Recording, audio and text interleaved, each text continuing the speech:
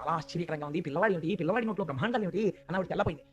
మీరు మామూలుగా ఆలోచన చేస్తే అండి ఇవన్నీ ఎలా కుదురుతాయండి, ఓ చిన్న పిల్లవాడి నోట్లో అన్నీ ఉంటాయా అని మీరు నన్ను అడగవచ్చు. మిమ్మల్ని నేను ఒక ప్రశ్న వేస్తాను, ఊహ చేయండి. శంకర భగవత్పాదులు ఒక అద్భుతమైన శ్లోకం ఇచ్చారు దక్షిణామూర్తి స్తోత్రంలో.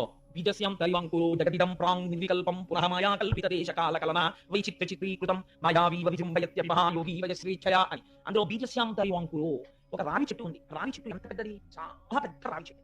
ఇంత పెద్ద రావి చెట్టు యొక్క మూలము లేదా ఆ రావి చెట్టు యొక్క సూక్ష్మ దశ ఎక్కడ ఉన్నది అంటే, ఇంత రావి చెట్టు కూడా ఇంత చిన్న విత్తనమునందు ఉన్నది. లేకపోతే రావి చెట్టు అందులోనే ఉన్నది నిజమైతే విత్తనంలోంచి చెట్టు వచ్చింది. ఇంకొక ఉదాహరణ చెప్తాను. ఒక నువ్వు గింజ యందు కొన్ని కోట్ల కోట్ల నువ్వు గింజలు ఉన్నవి ఎలా అని మీరు నన్ను అడగచ్చు. ఒక నువ్వు గింజ తీసుకెళ్లి అందులోనే మొత్తం నువ్వు గింజలకి సంబంధించిన సృష్టి అంతా ఉంది. ఒక నువ్వు గింజ మీరు భూమిలో పెట్టారనుకోండి, ఒక నువ్వు చెట్టు లేస్తుంది. ఇప్పుడు దానికి ఇన్ని నువ్వులు వస్తాయి. ఇన్ని నువ్వులు తీసుకెళ్లి మళ్ళీ మీరు వేస్తే అన్ని చెట్లు వస్తాయి, అన్ని నువ్వులు వస్తాయి. వీటన్నిటికీ వెనక్కి వెళ్ళండి, ఆదేది ఒక నువ్వు గింజే. బ్రహ్మమునందే లోకమంతయూ ఉన్నది. లోకమునందు లోకము బ్రహ్మమే అయి ఉన్నాడు. మీకు ఇంకొక ఉదాహరణ చెప్తే నేను ఈ విశ్వరూపత సందర్శనాన్ని బాగా పూర్తి చేసిన వాడిని అవుతాను. ఇంత మట్టి ముద్ద తెచ్చి అక్కడ పెట్టి ఈ మట్టి ముద్దని చిదిపి సహస్రలింగార్చనకి చిన్న చిన్న చిన్న చిన్న శివలింగాలు చేశారు.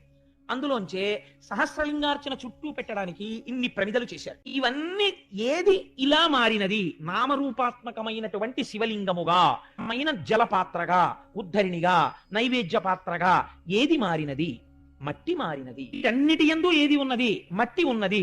ఈ మట్టి యందు ఏ ఉన్నవి? ఇవన్నీ ఉన్నవి కదండి. ఇవన్నీ అందులోంచే వచ్చి నామరూపాత్మకమైన జగత్తంతటా వ్యాపించి ఏది ఉన్నది? మట్టే ఉన్నది.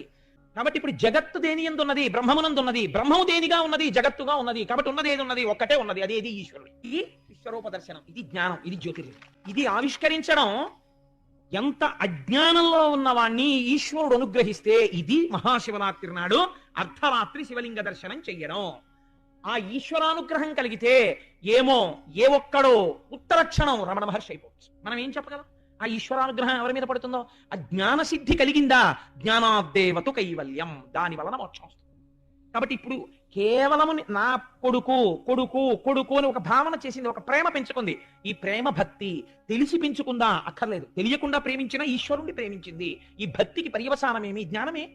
ఇదే విశ్వరూప సందర్శనము. అయితే ఇక్కడ పరమాత్మ ఒకటి అనుకున్నారట, అమ్మ ఇలా జ్ఞానంతో ఉండిపోయి అమ్మ బాగా లోకములో బ్రహ్మమును చూసేస్తే ఇంకా అమ్మ నాకు అమ్మగా ఉండగలదా, ఉండలేదా? కాబట్టి మళ్ళీ వైష్ణవ మాయ కప్పాలి అంటే మళ్ళీ లోకాన్ని చూడాలి, బ్రహ్మాన్ని మర్చిపోవాలి. కాబట్టి ఏం చేశాడు?